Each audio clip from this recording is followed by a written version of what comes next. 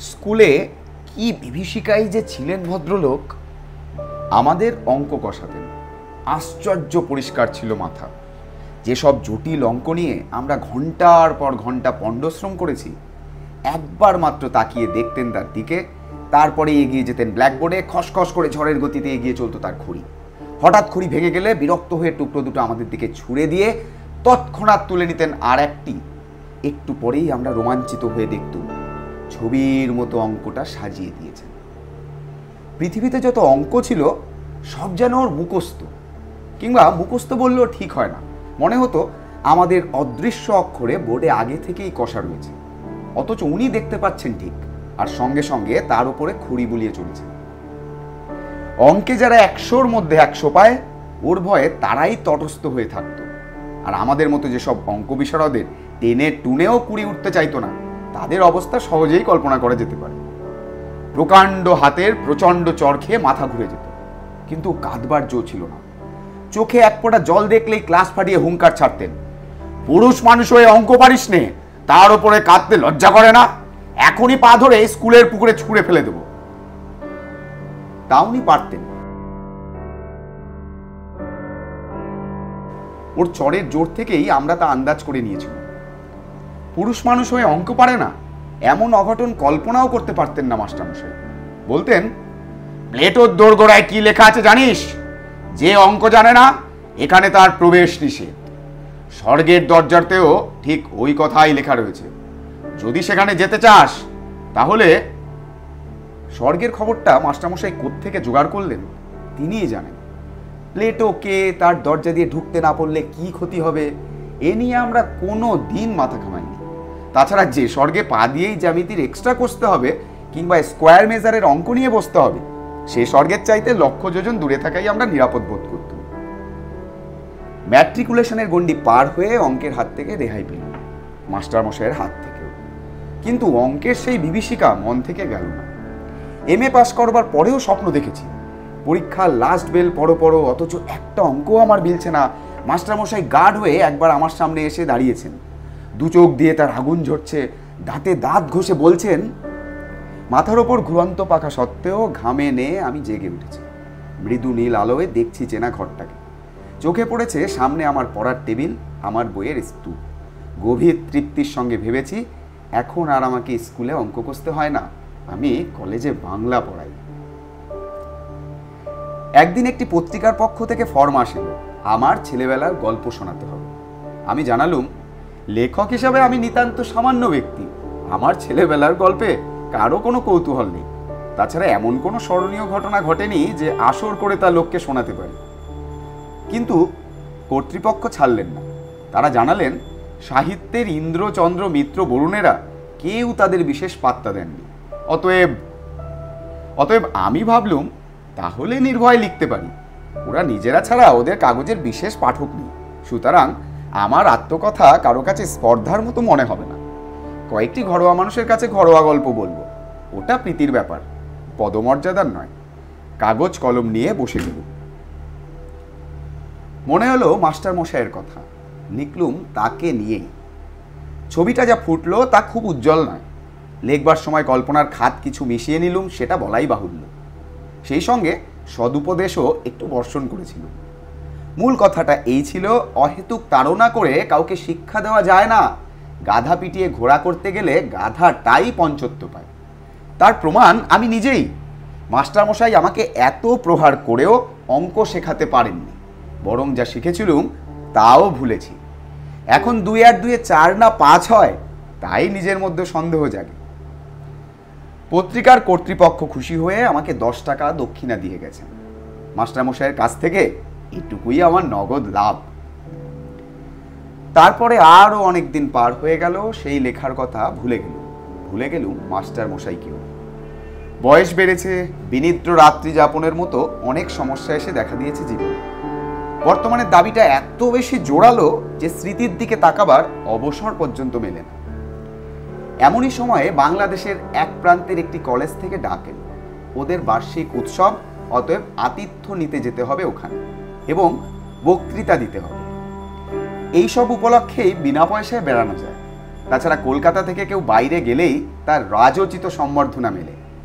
এখানকার চড়ুই পাখিও সেখানে রাজহংসের সম্মান পান। কলকাতার থেকে দূরত্ব যত বেশি, আমাদের মতো নগণ্যের পক্ষে ততই সুখাবহ। আমি সুযোগটা ছাড়তে পারলুম না। গিয়ে পৌঁছতে চা খাবার আতিথেয়তার উচ্ছ্বাস। ছেলেরা তো এলোই, 2-4 জন সম্ভ্রান্ত লোক এসেও বিনীতভাবে আলাপ করে গেল। এমনকি খান কয়েক অটোগ্রাফের খাতা পর্যন্ত এগিয়ে এলো। রোমাঞ্চিত কলেবরে আমি স্বাক্ষরের সঙ্গে সঙ্গে বাণী বিতরণ করতে লাগলো। ব্যক্তি হিসাবে আমি যে এত মূল্যবান, এর আগে কে ভেবেছিল সে কথা? সভায় জাঁকিয়ে বক্তৃতা করা গেল। রবীন্দ্রনাথ থেকে 12টি উদ্ধৃতি দিলাম, কার একটা ইংরেজি কোটেশন চালিয়ে দিলুম বার্নার্ড শর নামে। শেষে দেশের তরুণদের নিদারুণভাবে জাগ্রত হতে বলে যখন টেবিলে একটা প্রকাণ্ড কিল মেরে বক্তৃতা শেষ করলুম, তখন অল্পের জন্য ফুলদানিটা রক্ষা পেল, আর হল ফাটানো হাততালিতে কান বন্ধ হয়ে যাওয়ার জোগাড়। বুড়ো প্রিন্সিপাল পর্যন্ত মুগ্ধ হয়ে আমাকে বললেন, ভারী চমৎকার বলেছেন আপনি, যেমন সারগর্ভ তেমনি সুমধুর। আমি বিনীত হাসিতে বললুম, আজ শরীরটা তেমন ভালো নেই, তাই মনের মতো করে বলতে পারলুম না। পাশে দাঁড়িয়ে থাকা ছেলেরা বিস্ময়ে চোখ কপালে তুলল। শরীর ভালো নেই, তাতেই এরকম বললেন স্যার? শরীর ভালো থাকলে তো অর্থাৎ প্রলয় হয়ে যেত। আমি উদার হাসি হাসলুম, যদিও মনে মনে জানি এই একটি সর্বার্থসাধক বক্তৃতাই আমার সম্বল। রবীন্দ্র জন্মোৎসব থেকে বনমহোৎসব, সব জায়গাতেই এটাকেই এদিক ওদিক করে চালিয়ে দিই। স্তুতিতে স্ফীত মনে চায়ের পেয়ালায় চুমুক দিয়েছি, এমন সময় একটি ছেলে এসে খবর দিলে এক বুড়ো ভদ্রলোক আমার সঙ্গে দেখা করতে চান। প্রিন্সিপাল বললেন, বেশ তো, ডেকে আনো এখানে। ছেলেটি বললে, তিনি আসতে চাইছেন না, বাইরে মাঠে দাঁড়িয়ে রয়েছেন। আমার বক্তৃতায় নিশ্চয়ই কেউ অভিভূত হয়েছেন, আমাকে অভিনন্দন জানাবেন। এই অভিজ্ঞতা আগেও হয়েছে, সুতরাং দাক্ষিণ্য পুলকিত চিত্তে আমি বললুম, আচ্ছা চলো, আমি যাচ্ছি। হলের বাইরে ছোট একটা মাঠ তরল অন্ধকারে ঢাকা। অত আলো থেকে বেরিয়ে এসে প্রথমে ভালো করে কিছু দেখতে পেলাম না। তারপর চোখ পড়ল মানুষটির দিকে। কুঁজো লম্বা চেহারা, মাথার সাদা চুলগুলি চিকমিক করছে। ডাকলেন, সুকুমার। আমি চমকে উঠল। এখানে কেউ আমার নাম ধরে ডাকতে পারে সেটা যেমন আশ্চর্য, তার চেয়েও আশ্চর্য ওই গলার স্বর। আমার মনটাকে অদ্ভুতভাবে দুলিয়ে দিল। স্মৃতির অন্ধকার থেকে একটা ভয়ের মৃদু শিহরণ আমার বুকের ভেতর দিয়ে বয়ে গেল। আমাকে চিনতে পারছো না সুকুমার? আমি চিনেছি। ভয় পাওয়ার অর্থটা বুঝতেও আর বাকি নেই। ওই ডাক শুনে ছেলেবেলায় বহুদিন আমার গায়ের রক্ত হিম হয়ে এসেছে। জানি এখনই একটা ভয়ঙ্কর চর আমার পিঠের ওপর নেমে আসবে। সেই ভয়টার কঙ্কাল লুকিয়েছিল মনের চোরা কুঠুরিতে। ওই স্বর বিদ্যুতের আলোর মতো তাকে উদ্ভাসিত করে তুলেছে। আমার মাথা তখনই ওর পায়ে নেমে এলো। মাস্টারমশাই, আপনি? মাস্টারমশাই বললেন, বেঁচে থাকে বাবা, যশস্বী হও। রিটায়ার করার পর থেকে এখানে এসেই মাথা গুঁজেছি, বাড়ি থেকে বেরোই না। আজ তুমি বক্তৃতা করবে শুনে ছুটে এসেছি। খুব ভালো বলেছ সুকুমার, খুব খুশি হয়েছি। কিন্তু আমি খুশি হতে পারলুম না। বিজ্ঞানের ছাত্র ছিলেন মাস্টারমশাই, বুদ্ধিতে ছুরির ফলার মতো চোখ ঝকঝক করত। আজ আমার বক্তৃতার ফাঁপা ফানুস দিয়ে যদি ওকে ভোলাতে পেরে থাকি, তাহলে সেটা আমার কৃতিত্বে নয়, ওর মনেরও বয়স বেড়েছে বলে। অপরাধীদের মতো চাইলুম, না স্যার, আপনার সামনে। মাস্টারমশাই আমাকে বলতে দিলেন না। তোমরাই তো আমাদের গর্ব, আমাদের পরিচয়। কিছুই দিতে পারিনি, খালি শাসন করেছি, পীড়ন করেছি। বলতে বলতে জামার পকেট থেকে বের করলেন শতচ্ছিন্ন এক জীর্ণ পত্রিকা। একদিন আমার ছেলে এইটি এনে আমাকে দেখালে, পড়ে আনন্দে আমার চোখে জল এলো। কতকাল হয়ে গেল, তবু সুকুমার আমাকে মনে রেখেছে, আমাকে নিয়ে গল্প লিখেছে। সকলকে এই লেখা আমি দেখাই, বলি দেখো আমার ছাত্র আমাকে অমর করে দিয়েছে। মুহূর্তে আমার জিভ শুকিয়ে গেল। লজ্জায়, আত্মগ্লানিতে আমার মাটিতে মিশে যেতে ইচ্ছা করল। একটা কিছু বলতে চেষ্টা করলুম, কিন্তু মুখে কথা ফুটল না। মুহূর্তে আমার জিভ শুকিয়ে গেল। লজ্জায়, আত্মগ্লানিতে আমার মাটিতে মিশে যেতে ইচ্ছা করল। একটা কিছু বলতে চেষ্টা করলুম, কিন্তু মুখে কথা ফুটল না। মাস্টারমশাই গলা ধরে এসেছিল। একটু চুপ করে থেকে বললেন, কি যে আমার আনন্দ হয়েছে সুকুমার, কি বলবো। তোমার এই লেখাটা আমি সব সময় আমার সঙ্গে রেখে দিই। দু একজন বলে, যেমন ধরে ধরে মারতেন তেমনি বেশ শুনিয়ে দিয়েছে আপনাকে।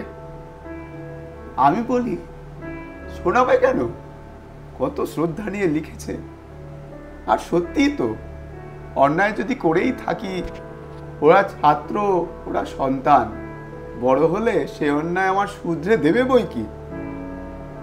জানো সুকুমার, আনন্দে তোমাকে আমি একটি চিঠিও লিখেছিলাম, কিন্তু পাঠাতে সাহস হয়নি।